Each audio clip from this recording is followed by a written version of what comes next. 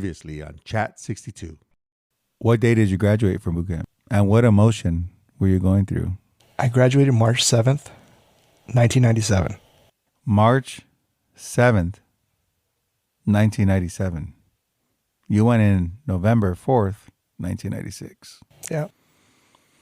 4.5 months. Not the traditional Marine Corps recruit training experience. And I think this is probably the first Marine that we're talking to that actually went to PCP and got recycled. We get liberty when we're off for a while. You go home, you start to see some people that you hadn't seen in a while, maybe? Yeah. Yeah? Okay. I graduate. I eat food, a bunch of food I shouldn't have ate. I got sick. I dropped another 10 pounds. So I dropped down to 155. I got real sick.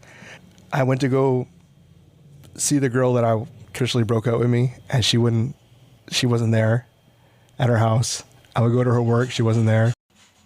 I don't want to say I was borderline stalking, but I'm like, dude, I want you to see how I look. Like, in my head, it's like, okay, if you see me, you're going to fucking change your mind. No, I went to go see my friend. I went to go see my best friend at the time. And he's like, what the fuck happened to you? You're like a fucking Q-tip. You look like a fucking Q-tip. You know, I saw relatives and stuff like that. And it was like, I know you know how it is when you get out. You come out with some fucking cockiness, dude. You can fucking take the fucking road over by yourself. Yeah, I was just like, fuck, I could do anything. I was on that fucking high. And that cockiness is just fucking growing and growing and growing. You do feel like Superman. Yeah, I felt fucking invincible. And I ended up getting, instead of the 10 days, I ended up getting recruiter's assistance. Okay, yeah. Yeah, so I was on recruiter's assistance for 35 days. 35 days I was on recruiter's assistance. Within those 35 days, was there a reason behind that? Because that's not typically heard of, right? Like, well, it was at that time. Yeah. Okay. Yeah, because all kinds of fuckers are asking for recruiter's assistance. So you would either, I don't know, it was increments. But for some reason, they maxed me out at 35 days. I'm like, cool, I'll fucking take it.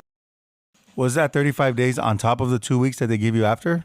Oh, dude. Yeah. So I was out for 45 days. Yeah. So a month and a half, I was fucking running around basically undoing everything I fucking did. I worked so fucking hard to do. I wasn't working out every day. I was hanging out with this one other Marine that was on recruiter's assistance who went on recruiter's assistance while he was in the fleet, Mike Rios. I kind of learned from him how to play the field when it came to dating. Oh. Because of him. No. I thought you meant the military experience. No, okay. Women are going to be a problem during my whole time in the Marine Corps. Well, we're Marines. Women look at us a little bit differently too. So but then we got all fucking stupid, and we'll talk about that later. That's true. So, well, when you're on recruiting duty, did you recruit anybody? Yeah, I've recruited one kid out of Montebello. Do you remember his name? Maybe no, nothing. No fucking clue. Like, I just know he lived in Montebello, and when I passed it every so often, I'm like, oh, that's where that kid lived. Maybe two. I think I recruited two, and there was another kid in South Almani. Yeah, during that time, I was just dating other women, and that became my priority, unfortunately, to the point where I met somebody. Man, she was pretty much, and I allowed it to happen, where I got derailed. We'll cross that later. You finish boot camp. The challenge is complete.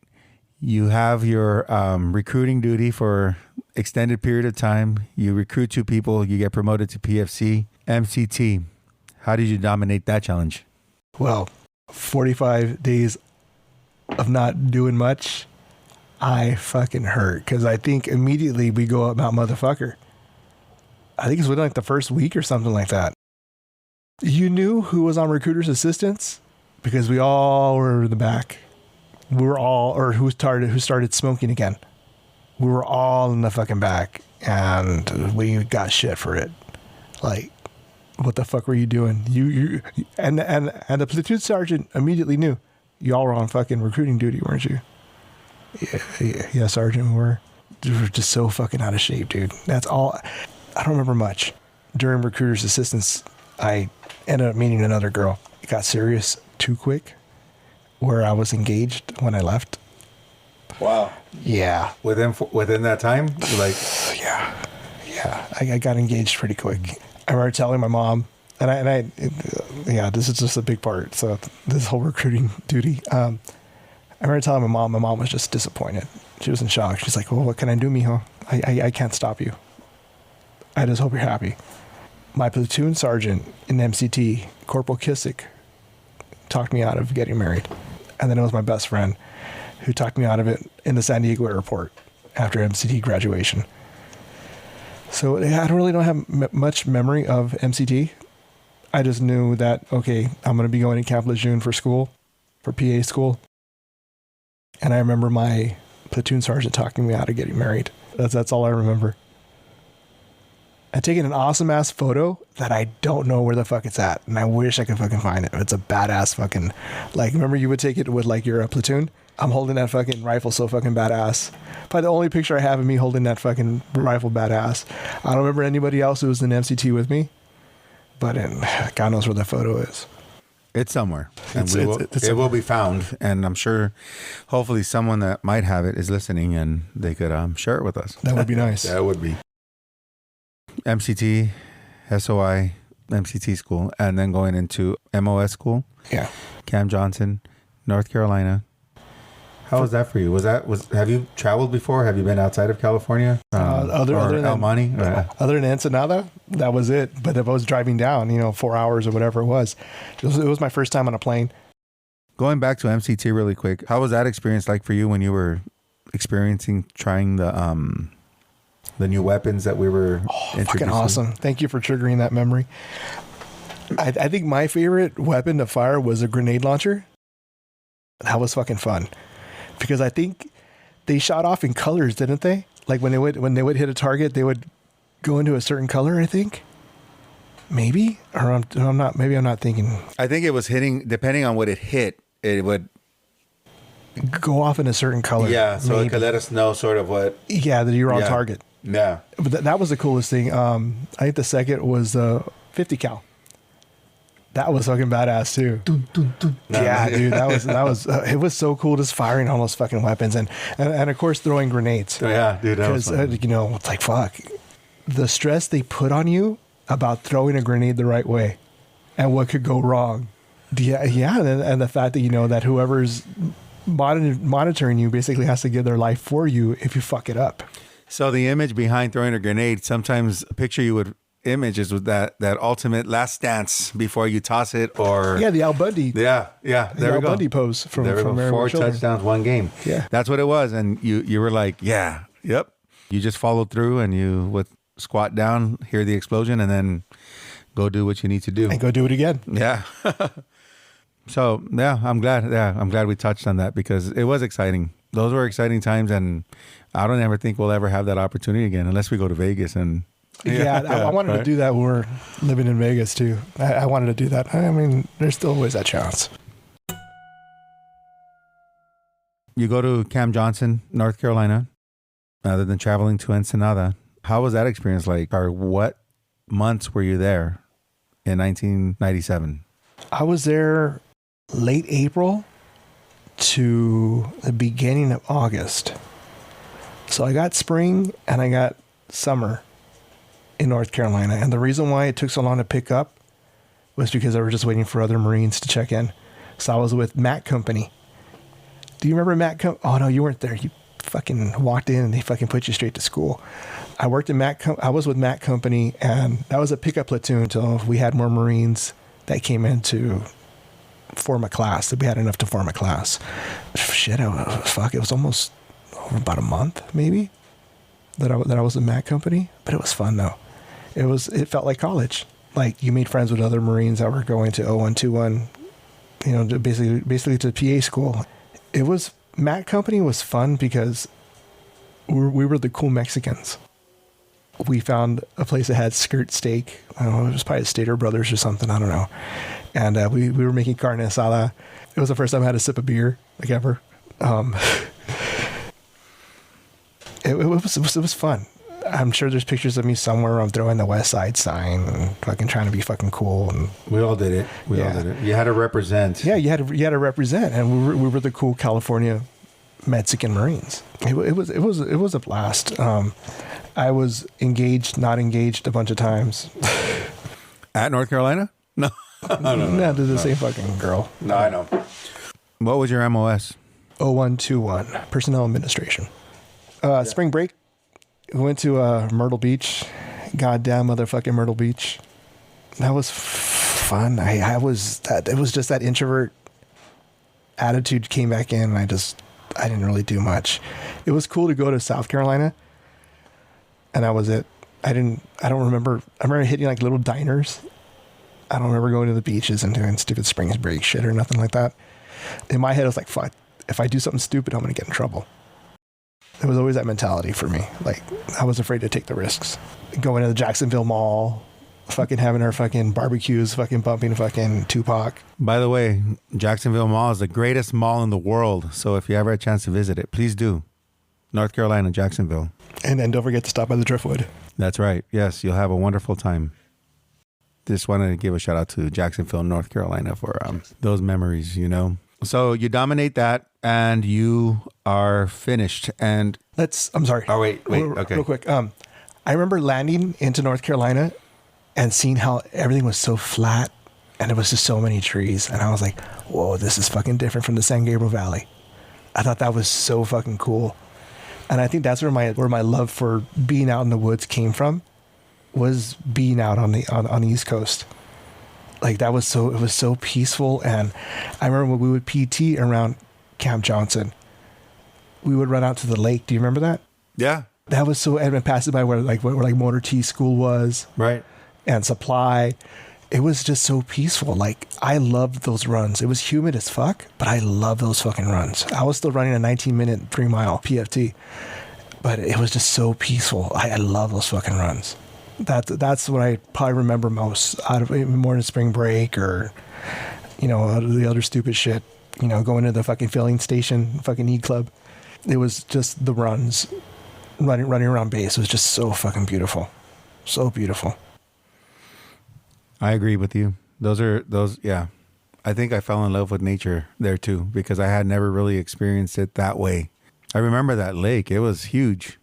It was huge. And I remember people would talk, oh, I could swim that. I'm like, no, dude. No, it was a fucking big lake. That water's flowing pretty fast too, yeah. You know. I remember sitting around walking there at nighttime when we weren't supposed to. Yeah. But we did. And I saw deer for the first time, like in my lifetime, so close up to me. Yeah. I didn't touch them. I was afraid because I didn't know what was going to happen. But mule kick. I also saw these big old ticks on them too. I was like, shit. Yeah, dude. I was like, no, I'm good. I get the Lyme disease. Right. North Carolina. Actually, it's really beautiful, you know, especially around that region.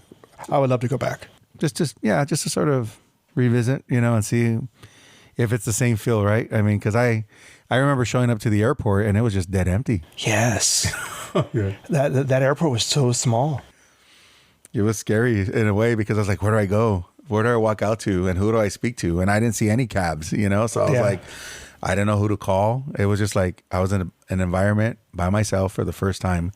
Well, in a new state by myself, you know, more than anything, as I guess an adult. You know? Yeah, I think there too. I think it was the first time I actually experienced racism, not against me, but it was against I guess African Americans. And this cab driver said something, and I won't repeat it. And me and the other Marines, we weren't black. We were white and Hispanic. And we didn't react. And he's like, oh, fuck. He didn't read the room right. And he's like, fuck, I said it's a bunch of fucking Marines. So he's like, he didn't say much after that. But that was the only first time I experienced some kind of racist comment like that. You know, it's really funny because you see a change now. Like over the years, I think a lot of people will be hesitant to say a statement like that, depending on which region you're in. I know here in California, no. Probably North Carolina, they're probably still saying shit like that. Maybe, yeah. But I see a shift happening, you know, and hopefully it's going to be for the better. Of course, it always has to. I hope so. I do too. I really do. Progression, not regression. That's right. Yeah, North Carolina, Camp Johnson. Thank you for bringing back those memories. I haven't thought about that stuff in years, man. Once you finish that, you do you do more recruiting? No, I thought about it because of that girlfriend I was engaged to. But no, I think they denied it. And I really don't remember. But I know it did cross my mind. Maybe we could get like another 45 days or 30 days. And really quick, I just want to know something really quick. We always choose 3 options as our, I want to talk to you about that briefly. Let's go back when you were enlisting. What were your 3 options that you selected, or, how was that ASVAB experience as well, With the ASVAB experience, I rated mediocre. They're like, okay, you qualify for these 3 fields: personnel administration, aviation mechanic, legal administration. I'm like, well, fucking legal would be fucking cool. I could, when I get out, I could be a paralegal. That'd be a fucking cool thing. But when they said aviation mechanic, I'm like, I'm fucking horrible with my hands. The only thing I could really do is fucking put cabinets together, and that's pretty much it. Aviation mechanic, fuck that shit. They give it to me, whatever. But I was fucking paranoid. I was like, San Mateo doing the Chiripioca. I'm like, I can't fucking do that shit. Lo and behold, I didn't get legal administration. I definitely wasn't an aviation mechanic, so I ended up being personnel administration. I'm like, oh, fucking push paper, I guess. That's what my dad wanted me to do. He was a hardworking man. He would come home covered in fucking cement. Sometimes he'd work with the red cement. He would come home fucking doused in fucking red cement. Sometimes he'd come home working with the black cement, doused in fucking black cement. Or the regular gray-white cement. He'd be doused in that, looking like a fucking ghost. The one thing he did tell me was, Mijo, I don't want you working outside. I don't want you working with your hands. Work in an office. Only direction I really got. Nothing else to really go off of. Okay, Dad, I'll work in an office. What am I doing fucking 30 years later? Working for a high-end bank in a fucking office. But, I wish there would have been that push. Hey, you know what? I'll teach you how to use your hands. I'll teach you how to do this. And I would go out there in the concrete, or, doing cement finishing with them. 8 years old, working 8-hour days, and what I get at the end of the week, a fucking $5 transformer. But I did get a taste of it, but I just wish I would have got it with more patience and with more time. I think, that would have been a good backup to have, or just a good side job to have. You know what I mean? To have those skills. That's true. You know what? If I may say, I think it comes down to our families, because we come, a lot of us from third world countries. We come from poverty, and everything is labor intensive, and their mentality is get us out of doing that. So I think they mean it with the best intention, Oh, of course. Yeah, he had the best intentions. It's funny because I tell my son now, whatever you do, mijo, whatever you do, kiddo, don't work in an office.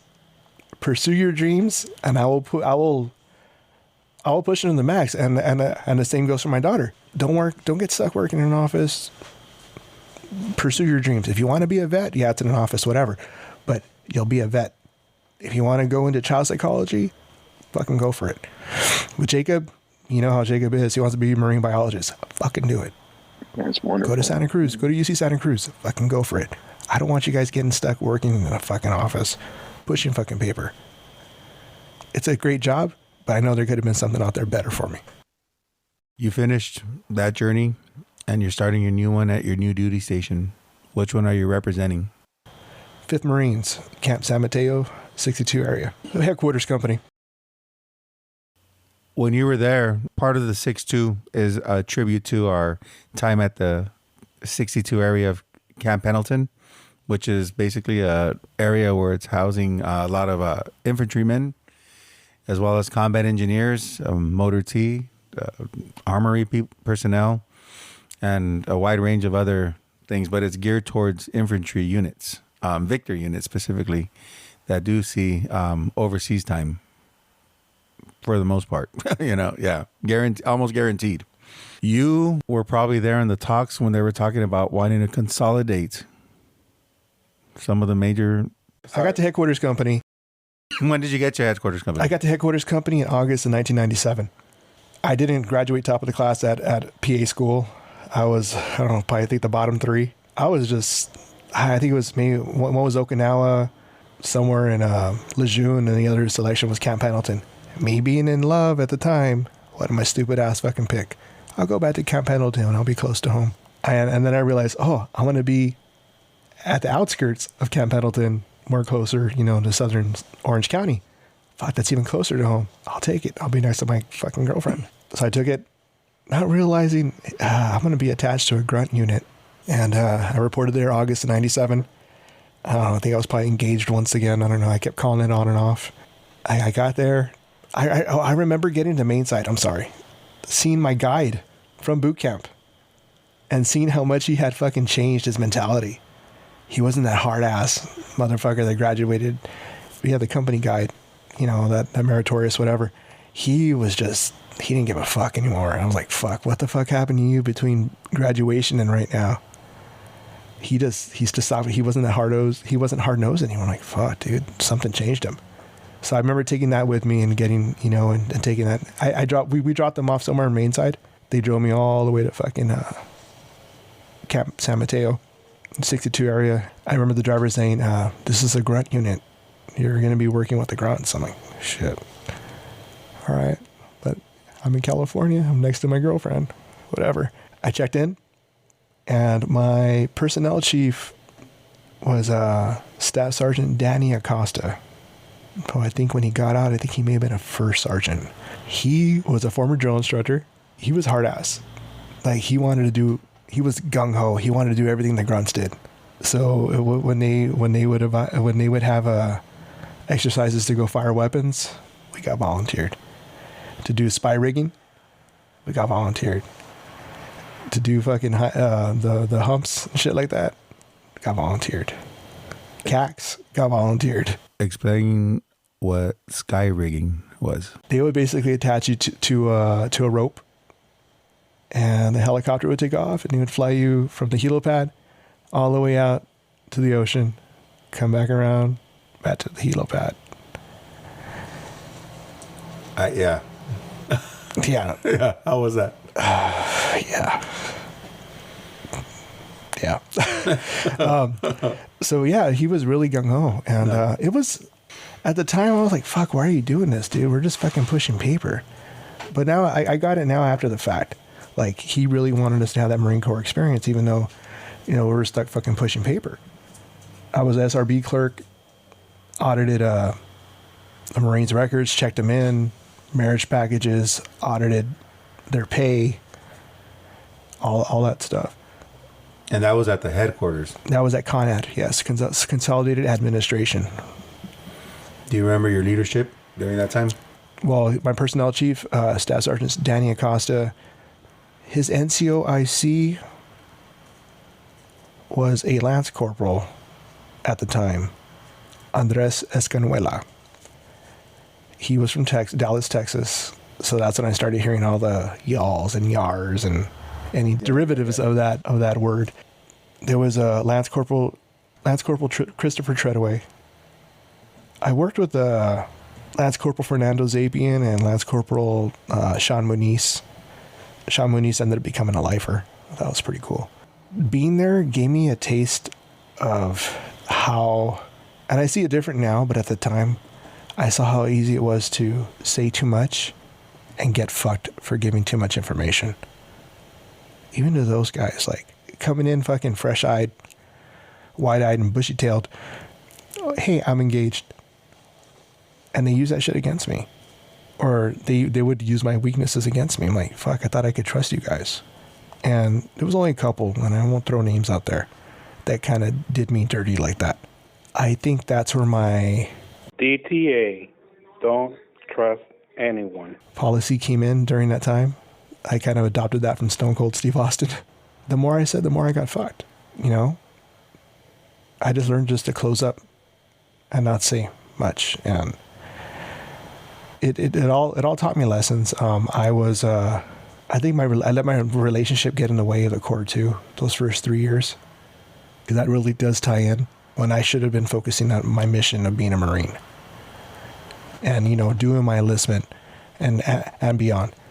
But I just let that love, I guess, get in the way of the Marine Corps. That really does play those first 3 years, unfortunately. It really does play a major factor in those first 3 years. It was to the point where my roommates were okay with letting her stay. That I shouldn't have fucking done that. First sergeant was seeing that shit. He wasn't saying nothing yet because, you know, Monarca was good. He wasn't doing anything stupid. So it was kind of going under the radar. But that was shit I shouldn't have been doing, dude. I should have been focusing on being... I was half-assing it, dude, and I know I could have done better. But I was I had rose-colored glasses on. I had something else on my mind. Yeah, I think I let that get to me. So that was the better part of those 3 years, dude. Like, I was just distracted. I was really distracted. And I had, it was just convenient just to come home every weekend. My dad got me a car for boot camp graduation. It was an old, it was an 84 Cougar. Sorry, it was in the Cat family. I had my Cougar, and she got me up and down fucking the 5 freeway. For the better part of those 3 years. And yes, I was able to see my family, as often as I wanted to. And especially when my roommates were up to their shenanigans that I can't talk about, I would say, fuck it, I'm just going to go home for the night. I'm going to go see mom and dad and a girlfriend. Or I would, we'll see if I want to keep this in there. But it got to the point where I didn't want to be around my roommates, so I was living out in town in motels. Really? With the girlfriend, because I just didn't want to see those guys, because there had to be some kind of separation for me. I see you guys all day during fucking work. I don't want to see you guys after fucking 4 o'clock. I have to deal with you throughout the fucking night. I wake up in the morning and see you. For me, it just drove me fucking crazy, because those guys are the fucking party guys. That's not me. Even if I wouldn't have had my girlfriend or been with anybody, that's not me, dude. I just needed that separation. I needed, it shouldn't have been that way because we're a band of brothers, but I needed that separation. Sometimes I would go to the Laguna Hills Mall and just hang out there because I didn't want to fucking deal with them. With your green shirt tucked in, with your blue jeans, and who was I? Fucking Kevin Lopez? Shit. I'm just I know you're there. Yeah, is he there? Is he still there? Or did he doze off? No. At ease, Devil Dog. At ease. Listen here, Marine. But yeah, my those first 3 years were just, they were overshadowed by me just trying to keep that relationship, and just, if he wanted just fucking for me just to come clean, I was, what's the word I can say? Head over heels? No. I wasn't thinking with the right head. Oh, young, dumb, and full of Yep. Yeah. I mean, I was, I did, when I would go out to CAX, I would be all fucking pissed off because I couldn't see my girlfriend. I remember dedicating that one song from Wyclef, I'll Be Gone Till November. Really? I would dedicate that to my girlfriend at the time, and because, I wasn't to be gone. I think CAX deployments were about 2 or 3 months at the time. It varied. Yeah, I remember going out to CAX. I just felt like they were just fucking with me. Like, he needs some time away from this fucking chick. And now I appreciate it, because, it made me appreciate, when I would get back. Absence makes the heart grow fonder. But yeah, back then I'm like, dude, they're just fucking with me. They're just fucking with me, like, for reals. And CAX was fun. It was fun. And, going out to the field, meeting the Australian Marines, hearing that the Australian Marines gave the fucking WMs VDs. Oh shit. Yeah, dude, there was something else, man. But I know it was an experience. Or when they sent me to Bridgeport, it was an experience, but I was fucking pissed off because I was away from home. Reminds me of another shout out to the certain gentleman that went through that too. But oh yeah, yeah, we all go through it. Yeah, right now. Yeah, so fuck. Yeah, and it was just, it wasn't a good relationship. I could have been without. I could have done. I guess I could have done better too. Well, I'm sure something good came out of it at some point. I mean, there has to be something, maybe. No, you could have learned from it, maybe, or just. I learned from it, and I realized what kind of woman I really wanted, and she wasn't it. So yeah, if anything, it provided clarity. Being 19, 20, 21. Back in 98, I checked in a Marine, and I looked at his nameplate. And I'm like, Mayor. I remember that name. Yeah, he was there. I saw the name tape. His name tag said Mayor, and I'm like, holy shit. I go, Jesus Mayor? He's like, yeah. So that was cool. He just came back. He did his tour in Okinawa. He did his time out there, and he was going to finish up his enlistment over in Camp Pendleton. And I thought that was really cool to reconnect with him again, because I hadn't seen this guy since boot camp. I took him in, and he became part of our family, and he's been part of my family since, part of the Monarca family. You know, he would come, you know, almost every weekend, maybe every other weekend, you know, and hang out with my family, and we do cookouts and stuff like that. And yeah, he was part of the family up until he moved back to Texas back in early 01. So you're at headquarters company, 5th Marines, CONAD. At some given point, you're transitioning to a new or a bigger unit that was consolidating into a big admin center. Chief Warrant Officer Kelly was stopping by. I guess he was stopping by all the administration offices, and he was telling them about this new thing called the PAC, the Personnel Administration Center, and how they were going to consolidate all the administrations and bring, in our case, they were going to bring 15253524 headquarters company all together, and we were going to be under one hub. We were going to be taking care of all the administration for all the battalions in the regiment. I wasn't sold on the idea. I'm like, this thing ain't going to fucking happen until after I get out. You know, I don't have nothing to worry about. I remember Chief Warrant Officer Kelly asking me what I thought about it, and he knew I wasn't sold on that shit. And he looked at me straight. He straight up looked at me and said, "Don't blow smoke up my ass. Tell me how you think. Tell me what you think about it." And I told him, I go, "It seems like there's going to be a lot of confusion, and it's just going to piss off a lot of grunts that are coming out of the field, dealing with money problems, coming back from deployment with money problems, and I just think it's going to be a clusterfuck." And he said, "Thank you for your honesty." He proved me wrong. I remember they were sending Marines out, like the newly checked in Marines. They were sending them out there to the building that they were remodeling. It was the old barracks. I think it was a geographic bachelor's barracks that they were remodeling.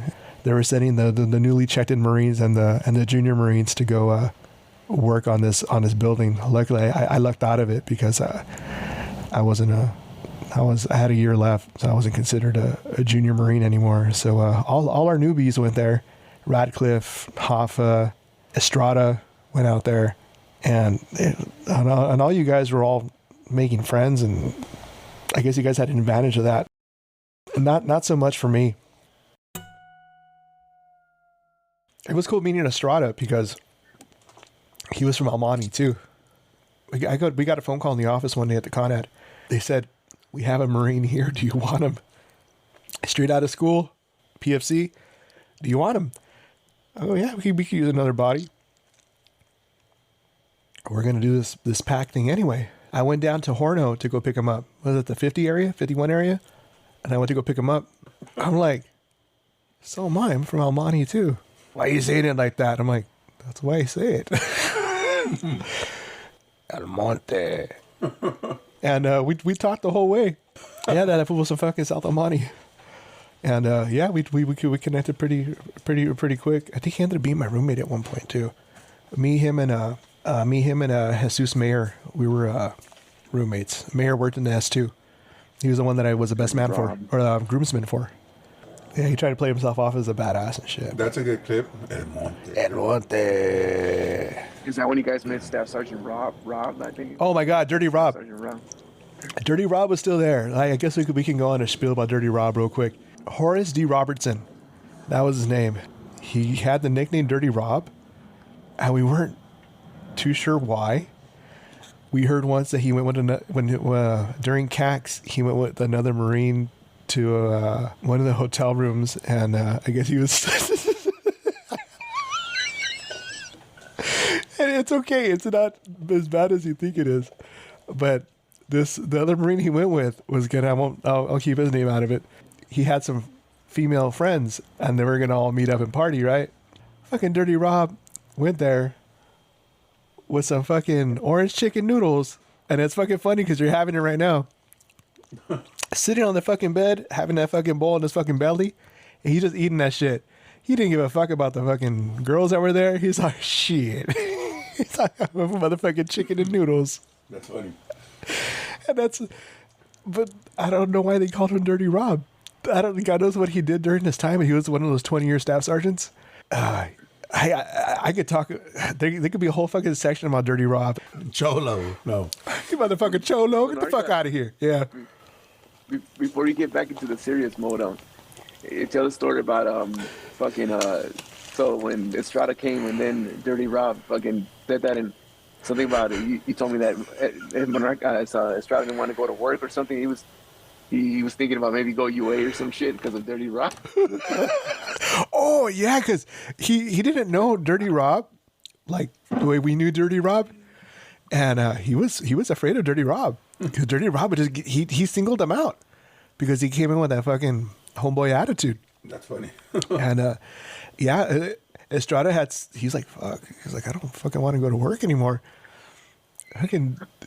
He's all, Staff Sergeant Roberts said he doesn't like me and he's got it out for me. That's funny. He's gonna fuck me up. He's gonna fuck me.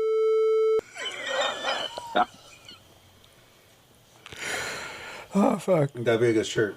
No. I just want to get a Dirty Rob shirt, dude. We need to fucking just make a Dirty Rob shirt. I think I Googled him and I think he's still somewhere on the East Coast. Let's talk about your move into, I guess, 62 area, or did you already do that? Like to the pack? Oh, so I moved out of the headquarters company barracks, moved into 2-4 barracks, which was housing the pack. And I just met all kinds of new personalities. The first Marines that I met, Lance Corporal Eddie Benitez, who I actually went to boot camp with too. So I don't remember. I think he was in PCP. Oh, okay. So it was me, Mayor, Jesus Mayor, Eddie Benitez, and Eric Goldsby. We were all in PCP together. But I saw them all at different times in my life.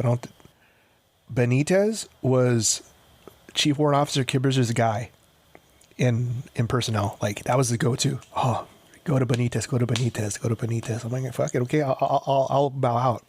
Benitez would always, he was our snowflake.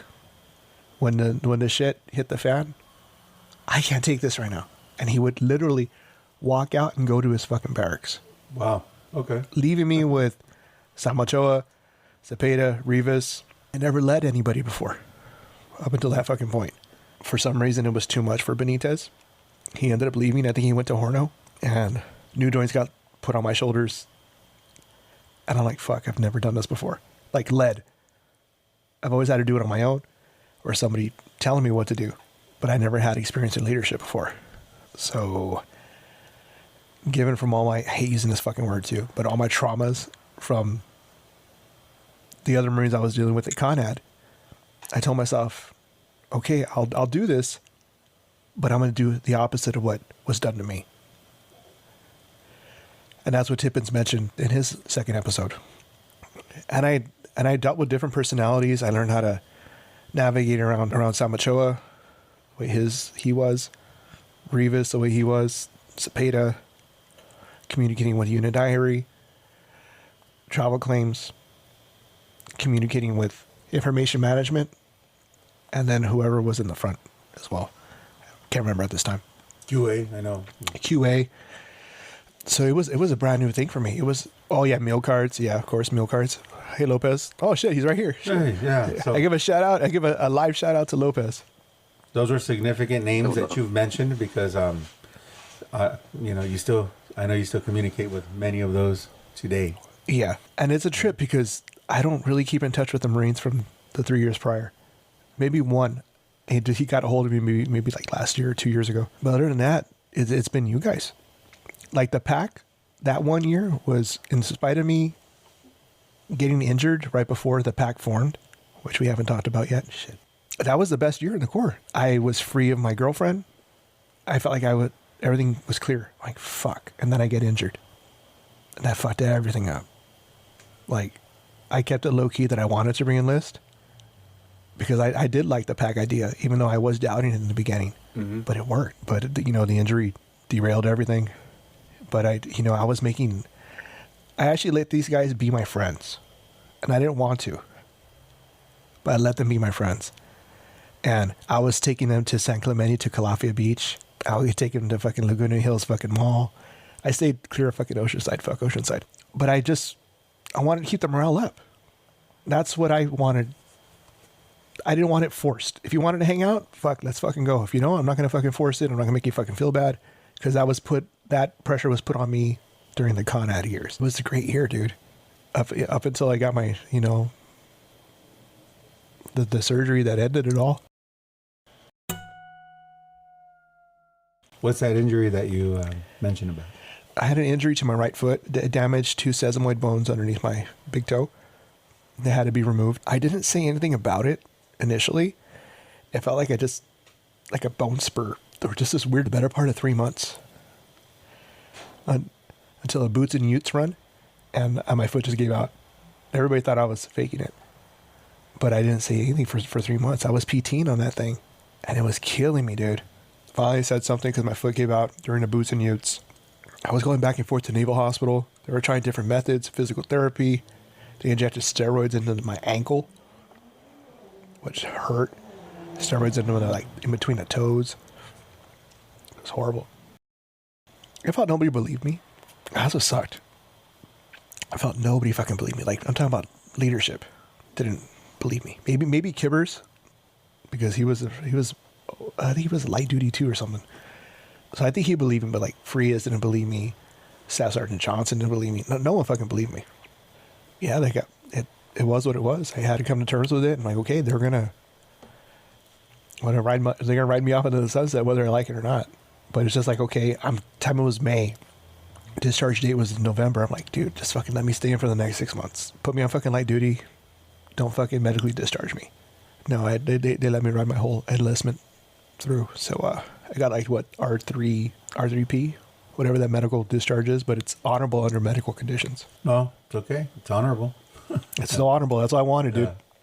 Right, but look at all the stuff that you had went through already just to get to becoming a Marine, accomplishing becoming a Marine, finishing the term of the duty that we're called to do, and yeah, that's big. Such a stupid fucking injury, and we all laugh about it now because like I had to wear a stupid moon boot and shit, but it fucked up everything, dude. I didn't get the surgery until I'm having to do all those different methods and shit. Just being like, fuck, man, just fucking do the fucking surgery. Like I just want it over and done with. I know if it gets removed, take the bones out, I'll be fucking fine. Or as fine as I can be. I won't be in pain anymore. They gave me about 3 weeks off. So during that time, they put Gallegos in charge, and the office wasn't mine anymore. I had 3 weeks to recover. I spent those 3 weeks in my mom's house in Amani, and dude, I just got so depressed. Like, I don't think I ever talked about that. I got real depressed. Just because from doing the day-to-day and now being home relaxing, not really relaxing, but recovering, or what was it? Yeah. Just any hope of moving forward in the Corps was gone. And I had to come to terms with it, and I knew my enlistment was up in 6 months. Were you planning on getting out, or were you thinking of maybe? I was thinking about maybe re-enlisting. That was a thought. That was a plan. Well, it was nothing concrete, but it was something I would have loved to have done. But the whole foot injury fucked everything up. It really did. So it derailed everything. So yeah, that time in the pack, I was working injured. So evidently you were on light duty. You were in the office quite a bit. You saw different things, took on responsibilities that, others probably dreaded doing. Benitez. Yep, there we go. But that was it. You got out with the boot, or? I think I don't remember. I think I was wearing the boot up until the surgery, and I still had the boot on during my recovery. And I think I think when I returned, I don't think I was wearing the boot anymore. But I was walking very gingerly. I was like, I didn't know what to expect. Evidently you had restrictions and stuff, so you were taking care of yourself, making sure you're abiding by them. Yeah, they told me that my days of standing long for long distances of a time, they were over and done with. So I guess I was getting that information and shit like that. I was very limited in what I could do. So being told that's what sort of caused the depression, that was it. So now you had a new direction, a new mindset of trying to figure out what was going to be next. Yeah, I returned to the office. Gallegos is already in charge, and and I'm just biding my time. I had enough time. I think I had 60 days leave. So I got out on terminal leave. I did my separations like in July. I did my final physical and all that fun stuff in July, August. Yeah, by August 30th, 31st, I was already out. Like I went on terminal leave for the next 2 months. That's when I basically last talked to you then. Our long phone conversation.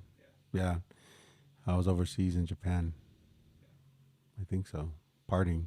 Pardon it up. I was partying for you, man. I was partying. I guess through that process, who do you feel was a great impact during that time when you were serving, like in the fleet? You're injured, you're living life, you're enjoying it, you're being the best leader that you could be within the unit that you're serving in at the PAC. Who was inspiring you? Who was motivating you? Who was encouraging you through this process? It was probably the Marines that I was serving with. It was Zepeda, Rivas, Samachoa, Lopez, Tippins. It was those guys. You know, I just seeing the new blood come in. It gave me like that new life. Like, you know, yeah, I'm all fucked up, but you know, I know I still had like that senioritis, but just seeing them, like, it motivated me.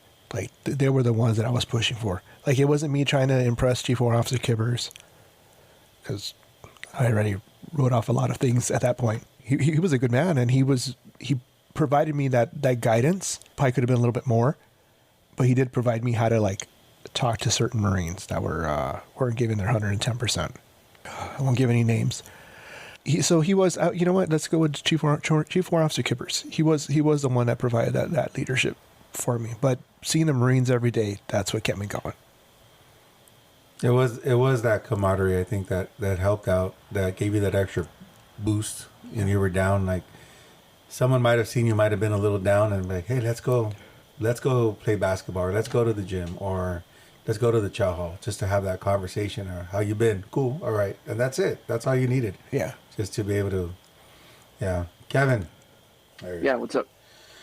So slowing down, yeah. No, I know. Over here, we were talking about how he was finishing up his time over here at the PAC, but I know you had to. I know there was I don't know if you had anything you wanted to add to that component of you meeting him and what your thoughts were, and I don't know what's going on. What's on your mind, brother? You know, I checked in February 2000. It was the first week. I came in a couple of days before Burton and Ramsey did. And I just remember Monarca having the boot on, you know, so I know he was injured. I know he was going through some stuff, trying to recover, and he was running the personnel management. He was running, I think, like half of the office, I think. Yeah. And Snedeker was like doing the other half or something like that. Yeah. Because Johnny D was just fucking checked out, so. Yeah, oh, and Johnny D was there too. Yeah, that's right. But so I checked in, and I was under Monarca for a while before I got pawned off to Johnny D, and then I came right back, started typing away. But so yeah, Monarca was always. I mean, you know, we always talk about you know people that made impacts on you, especially earlier in your career, and Monarca is definitely one of them, because he was always someone to look up to. He ran the department, and so we looked to him a lot for guidance. So, you know, it's funny, after all these years, you know, without talking to you guys, and then to a certain degree, it's like you pick up where you left off once upon a time, you know. What impact would you say you left there at 62 Area PAC, or even just with 5th Marines in general? My impact was I didn't want to leave.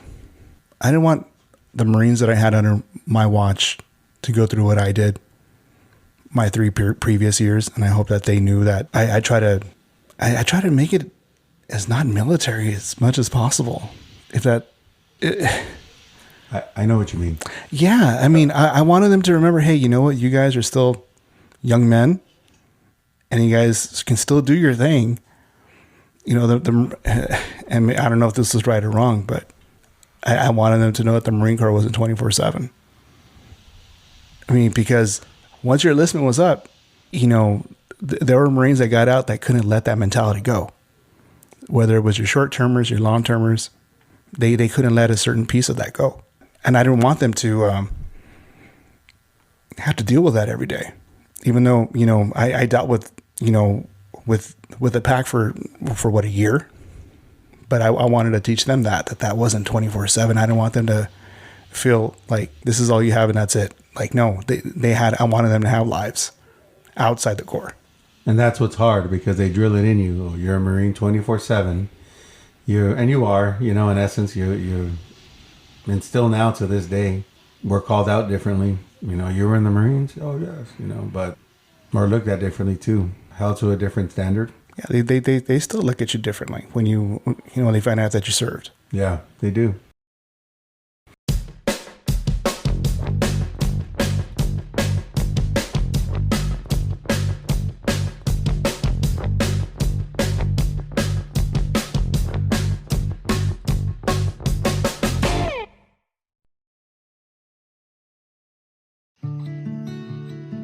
Brothers and sisters at arms, are you struggling with your mental health? You are not alone. There is help available. The National Suicide Prevention Lifeline is there for you. Call or text 988 to connect with a trained crisis counselor 24/7. Do not hesitate to reach out for support. You are strong.